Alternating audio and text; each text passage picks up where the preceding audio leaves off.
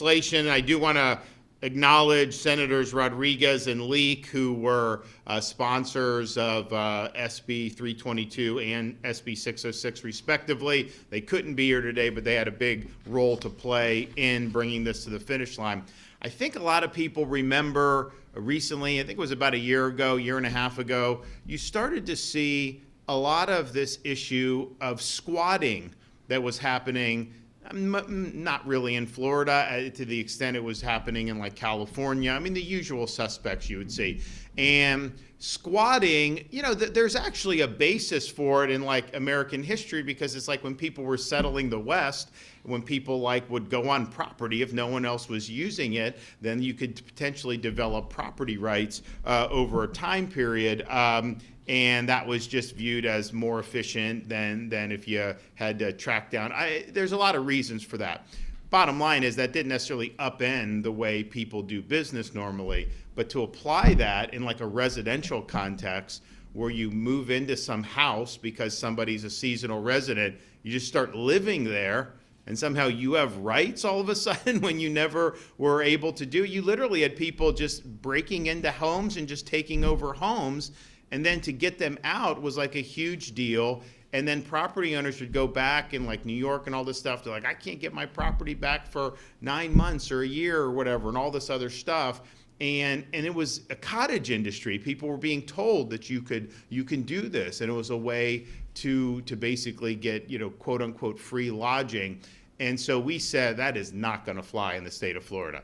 We are not going to let people's private residences, even if it's a vacation home, be commandeered by people who aren't paying to be there, don't have a right to be there. We're not going to let the law create roadblocks for property owners just to be able to exercise their rights. So we signed the strongest anti-squatting legislation in the country last year. And that was really, really good. I know some other states have followed suit. And as good as that was really focusing on residential squatting. And that's probably where you see a good chunk of it for sure. And we in Florida, you know, my thing is people know not to try this stuff here as easily. They know that there's much more risk for them to get held accountable than in some of these other places. I mean, you literally had, I think it was like a year ago, it even got on CNN. There were illegal alien, like theft rings, basically. And what they would do, they would steal in New York, and then they'd take the profits of what they would sell or whatever, and then they'd come to Florida and blow the money down here, like vacationing, and then they go back to New York and do the same thing. And someone says, oh, well, why don't you just stay in Florida and steal there? They said, because they put you in jail in Florida when you do that. So I think people kind of get, like, not the most target-rich environment. There's a huge downside for you if you try to do it. But I think with what we did with the residential squatting, it's been really, really effective. Basically, it just gives tools. I mean, you obviously if you have a right to be there, you're going to have due process to be able to show that you have a right to be there. But I mean, this stuff does not require like an O.J. Simpson trial, right? I mean, like literally, you're either there or you're not legally, and it should be very easy to establish. And so what you don't want is to create all this cumbersome bureaucracy so that incentivizes people to do this, knowing they don't have a right to do it, but also knowing that they can buy themselves 6 months, 9 months, a year just by all the time this goes. So on the residential, we really made it so that our local law enforcement has the tools they need to be able to evict people out of private property who don't have a right to be there. And certainly in a place like Sarasota, we have seasonal residents. You know, there's people that are gone now and they won't come back until October. Well, what would you think? You show up in October and you see some family just living in your house or something that they had no right to be there. I think you would want to just call the sheriff and say, hey, I've got somebody squatting in my house. Can you take care of it? They take care of it, and then you get to use the property. If we had California laws, you'd basically be SOL for 9 months. Like, you would have no easy recourse there. So I'm really glad that we were able to do that. Now, after that happened, people said, well, you also have issues of squatting on commercial property as well. And so one of the bills I'm signing today, Senate Bill 322, that creates similar expedited procedures for unauthorized individuals occupying commercial spaces. So this provides those property owners with a streamlined process to regain possession of the property that is rightfully theirs. Under current law, the remedies to remove unauthorized applicants or occupants of a commercial property can unfortunately be lengthy and time-consuming, which then incentivizes people to take advantage of the situation. And we're not going to allow that to happen. We're not going to create those perverse incentives. So this offers commercial property owners a more efficient means to reclaim possession of their properties from unauthorized occupants. And there's a lot of things in there that I think are going to be very positive. And I know, even this is really all over the state where some of this stuff needs to be used, unfortunately. So you're going to be able to get that done, and I'm really, really excited to be able to sign that. I'm also signing SB 606, which strengthens the rights of hotel and motel owners when dealing with guests who are uncooperative or not paying their bills. The bill clarifies language in current law that a guest stay at a hotel, motel, vacation, rental, bed and breakfast, or timeshare is considered transient unless a written agreement states it is the guest's sole residence. Now, it does happen sometimes where someone will just have a residence at a hotel or motel. I mean, it's not a lot, but it can happen depending on where they are, what station in life they are. But that's definitely the exception, not the rule. And unless that's written down, we're assuming that this is for transient purposes. And I think what we've seen is hotel guests just not pay and squat in the hotel. This forces the owner of the hotel to go through basically a traditional eviction process, like if you stop paying your rent in some apartment or didn't fulfill the obligations of your lease. Staying at a hotel, you're there, you're either paying or you're not. And if you're not, it shouldn't devolve into some major landlord-tenant dispute. The person should just be escorted off the property and leave. So I think this is going to be something that's going to be really good for our economy. Property rights are really important. If you don't have private property rights, you cannot have a free society. Our founding fathers believe that. You have to have things that are outside the control and direction of the government. That's part of the reason why we're so interested in taking on property taxes, because I think if you own your home, at some point for them to tax you for decades on property that you've already purchased and own outright, that undercuts the idea of having private property rights. And so we're fighting that fight, and we're going to continue doing a lot on that in the coming days, weeks, and months.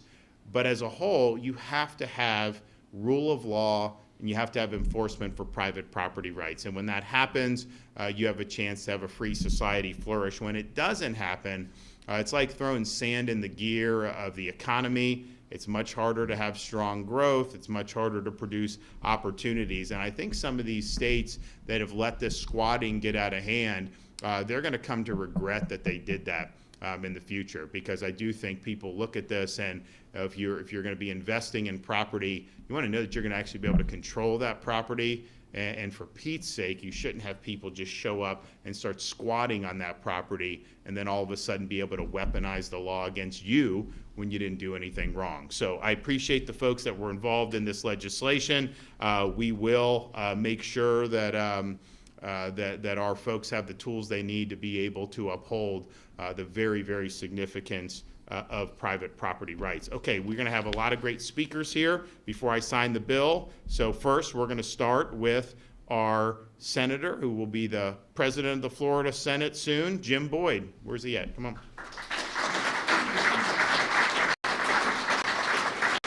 Thank you, Governor. Thanks for being here. And again, sorry for the weather, but we appreciate the sunshine so much more when we have days like this. So it's all part of the plan. Today, really, I just want to thank you all for being here. You're a vital part of our economy. Small businesses and families is what we're all about. I'm so fortunate to live in a state of law and order and a governor that insists on that and makes sure that we adhere to that. These problems that we're addressing today, and the bill sponsor will talk to it, it's almost unbelievable that we have to deal with those types of things, but thankfully Florida will. Florida will always stand with you on your property rights, on the ability for you to raise your families the way you like and to run your businesses the way you like. So I'm proud to be part of that. The legislative friends that are here today are proud to be part of that as well, and we will always stand with you to do the right thing. So Governor, thank you for always being there with us and always doing the right thing as well, and we're happy to hear from those that enacted this or brought this to the table, and thank you again for being here. Okay.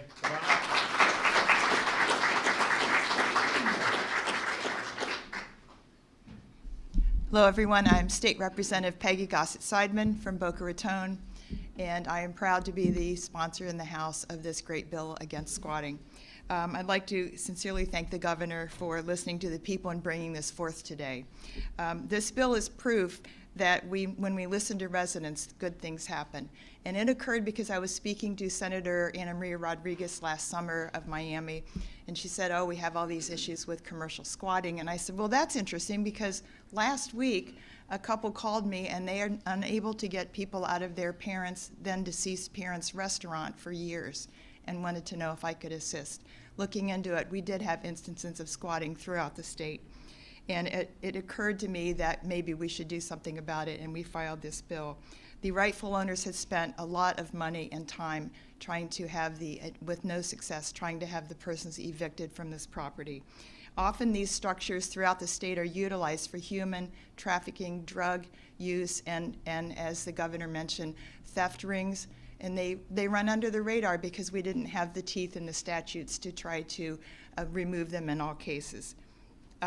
We've got several people in my county using fraudulent leases, and when law enforcement arrives, they do not always have the capacity or the ability to judge if the leases are in fact valid or not, and this is another occurrence.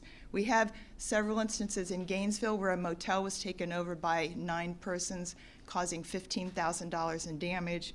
In Melbourne, a warehouse was taken over and had been storing illicit items and allegedly trafficking persons out of it. And nearby here in the Tampa West Shore Mall, several places had been abandoned and taken over by squatters. The remedy to this is our bill. It empowers law enforcement to remove squatters while they have the papers filed by the lawful owners of these properties, and these owners have the papers executed, signed, and take them to law enforcement, who then accompany them to the properties where the persons are being illegally occupying. The sheriffs can verify the information and peaceably remove the persons who are there, perhaps unwittingly. If, in fact, criminal activity is discovered at the time, then they are empowered to pursue charges against those bad actors.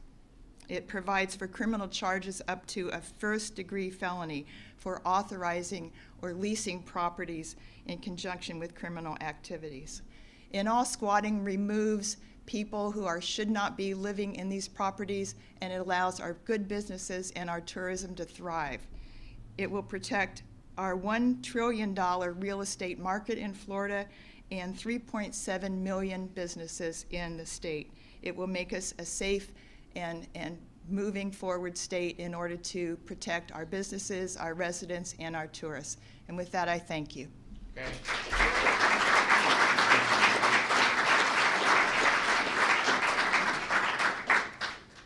Good morning, everyone.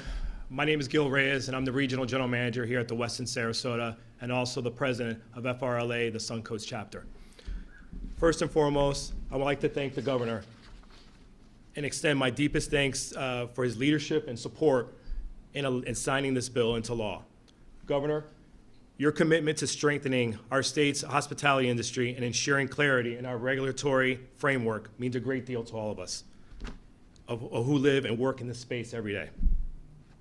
I also want to take a moment to recognize and thank the Florida Restaurant Lodging Association for their tireless advocacy and collaboration. Your team has been instrumental in helping us shape this legislation, and your insight was critical in making sure that it works for everyone, from business owners to our guests. To my colleagues in the hotel industry and restaurant industry, some of whom are here today, thank you. Your on-the-ground experience and practical feedback help make sure this bill addresses real-world challenges in a thoughtful and balanced way, and I thank you for that. At its core, this bill brings much-needed clarity and modernization to how we define and manage lodging establishments in Florida. It revised the definition of transient and non-transient public lodging establishments, clearly distinguishing between those rented for less than 30 days and those rented for 30 days or more. This clarity will help reduce confusion and ensure more consistent enforcement and understanding in the industry. Equally important, this bill updates the notification process for guest removal in certain situations, such as when a guest fails to check out or pay for their room. Under this new law, written notice must be provided and can now be delivered by email, text message, or in printed form. This flexibility helps meet the realities of how we communicate today, while still maintaining fairness and transparency for all parties involved. This legislation is a win for Florida's hospitality industry. It brings our laws in line with current practices, offers clear guidance, and supports both property rights and consumer understanding. Again, thank you, Governor DeSantis, the Florida Restaurant Lodging Association, and all my hospitality colleagues who contributed their voices and perspectives. This was a team effort, and I'm proud of what we have accomplished together. Thank you.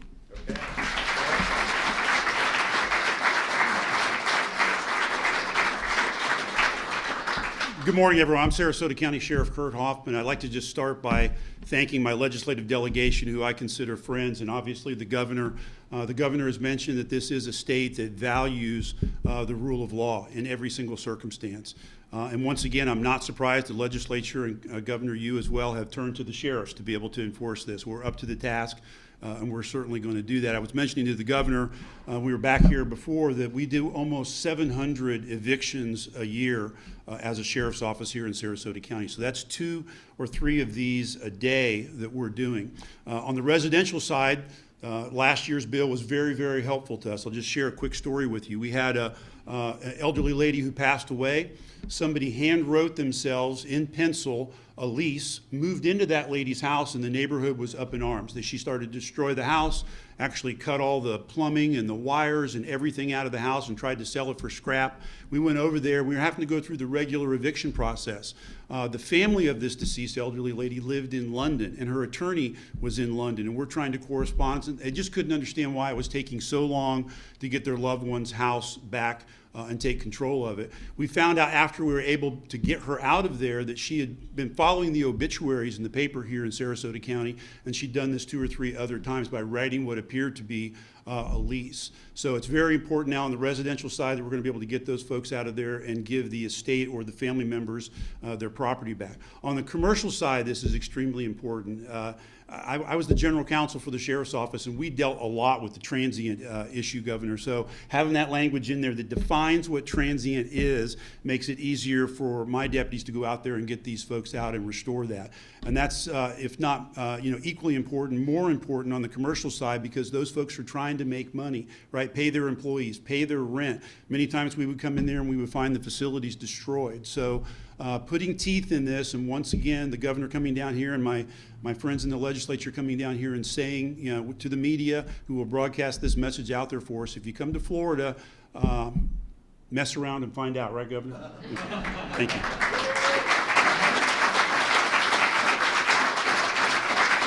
All right, so we're going to sign, so whoever wants to come up, you can come up and we'll make it official. All right. So.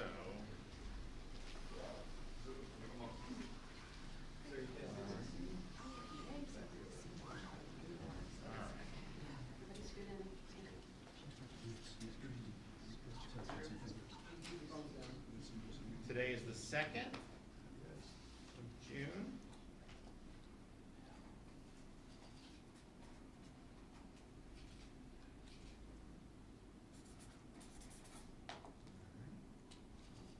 And then this is the hotel.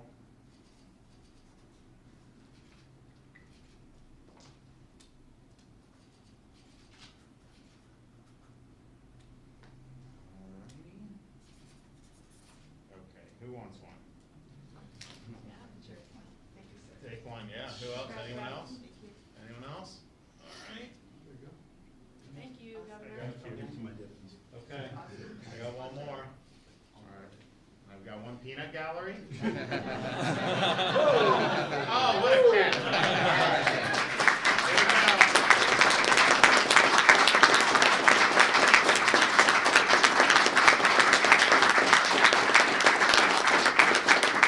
All right, good job, guys. Thanks so much. Thank you. Yeah, absolutely. All right.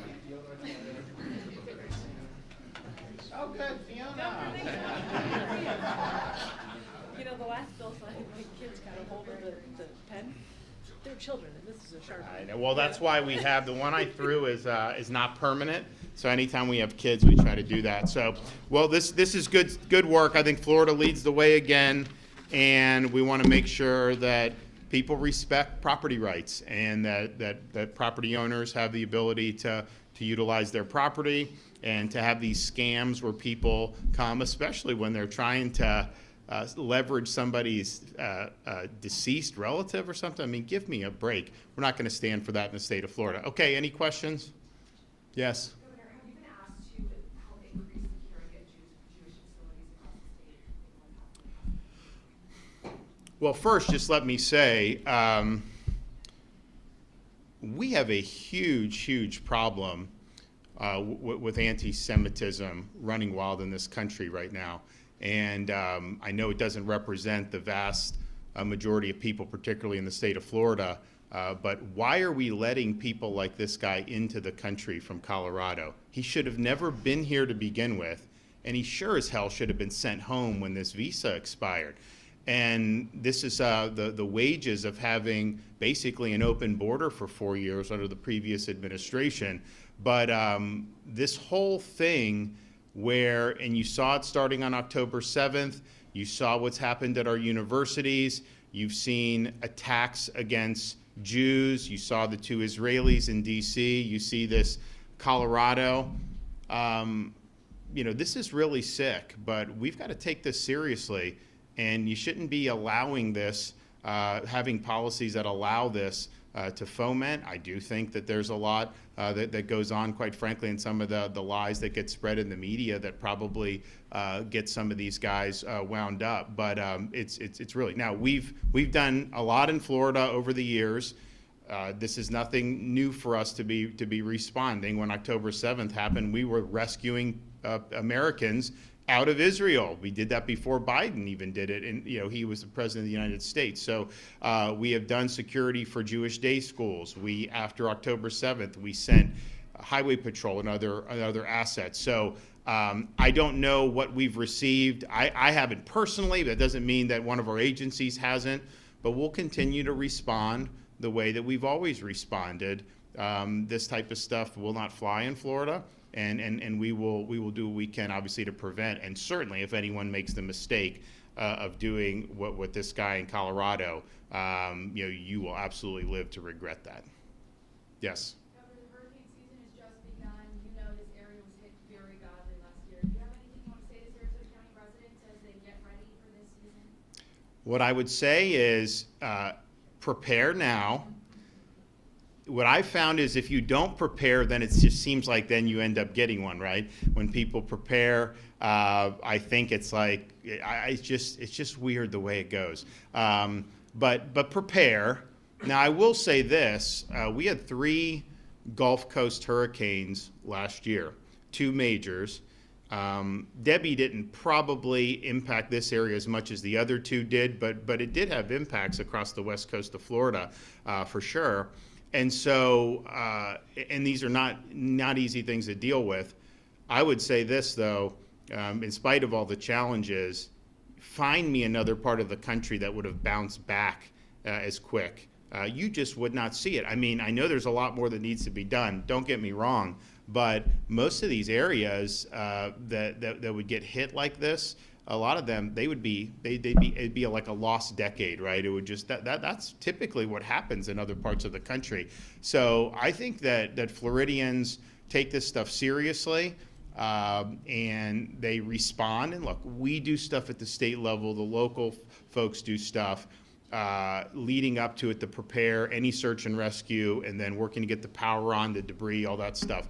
And we'll do that again if it's called on it. I do think that just on the heels of Milton and Helene, one of the things that was the most frustrating for people is dealing with FEMA. The FEMA, they want to be able to rebuild or this or that, and all of a sudden you have to go through this massive bureaucracy. And I know local governments, some of the local governments have been difficult. I do think we're going to be signing legislation that's going to try to streamline some of that I know some of our legislators in those affected areas we're talking about. But our view when we're preparing and helping to meet the immediate needs in the state level is we do not want to get ground down in bureaucracy. I mean, that's the enemy of these things. I don't know what FEMA is going to look like this hurricane season. I know that's kind of in flux. But certainly, hopefully we don't get anything. But if you do, I know President Trump is committed to clearing through bureaucracy. How that happened with Milton and Helene was not good for our property owners, our homeowners who were just trying to rebuild. So hopefully we get a break. You always knock on wood. I mean, we've had 6 major hurricanes in 7 years. The previous 10 years, we didn't have a single hurricane hit. And historically, sometimes that's the way these things go. So I think it would be really good for the state to not have. We are, of course, at the state level preparing as if we are going to have to face some of these events. And I think that Floridians should do the same. Now, I know that we've had, well, I shouldn't say some have had difficulty, getting the budget teed up, and that includes some tax breaks. You got to have the tax breaks for the disaster preparedness. I mean, Floridians are able to go in, they're able to get what they need, and they're able to save money on those disaster preparedness holidays. We normally would be in one right now.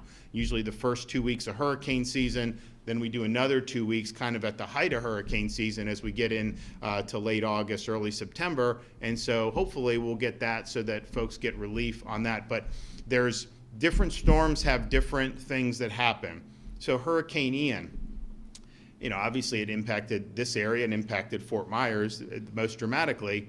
But within like 36 hours, Wawa was open, Publix was open, the gas stations were I mean, it was a massive storm, and yet you go down there and you had that. You had Helene. It was a lot of surge, obviously. Didn't necessarily disable the ports. But then with Milton, you had Port Manatee and you had Tampa that were offline for a little bit. That interrupted their ability to receive fuel. So you ended up having gas stations that weekend, Friday, Saturday, Sunday, Monday. Some of them didn't have the power, even though they're supposed to have generators. So they didn't have their generators, others with the fuel. So we set up these gas stations, and basically people could go and get fuel and do that. And we did them. I remember we did it. UK, where you were with us, we were here doing that. We did it in Hillsborough County. We did it there. And it's fine. We're happy to do it. But literally, we had those same fuel contracts ready for Ian. We just didn't really need to use them. We ended up going in some of the more rural areas where we had some problems. So there's all these different things that can happen. But I do think that folks that have been through this, kind of understand the drill. You may not immediately be able to get fuel at a gas station after a storm. So have some fuel, top off your tank, and have a canister in your garage. That'll be good for you. Assume that you may need to have a few days worth of food. Now, we've been able to set up these pods where you have the food, well, mostly the water, but also some snacks. We've set those up within 24 hours, 36 hours of these recent hurricanes. That is not the norm. Normally, it's at least 72 hours before you set up any of these points of distribution, and it may be that some of those things may not be able to be set up depending on if there's damage. So just prepare to have that. Prepare to be without power. Florida and the hurricane responses in the last 4 years have had the fastest power restoration in the history of hurricanes. That's just a fact. I mean, Milton had 4.2 million restored in under 7 days. You don't see that. That is not the norm. And people who are native Floridians or have been here a long time know historically that wasn't the norm. And we've had great buy-in from the utilities, even the co-ops, everyone down the line. And that's huge if you can get things back on quick. But that may not be doable, right? So assume you're going to go days, many days. I mean, we say 7 days on everything: food, non-perishable food, water, ability to generate electricity if you want to have that, whether it's a generator or whatnot, having a fuel supply, all those things. What you don't want to do is like kind of get hit with the rush right before. That's when you have the long lines. That's when you have some of the shelves. I mean, look, we do sometimes we'll have panic buying. Now, I think given what the west coast of Florida has been through, I think probably you probably wouldn't see as much panic. I mean, I remember when Irma came down in, I mean, I wasn't governor, but you had Miami. It was like every water was off the shelf, like at one point it was gone. So just prepare. Just know that this is something that could happen.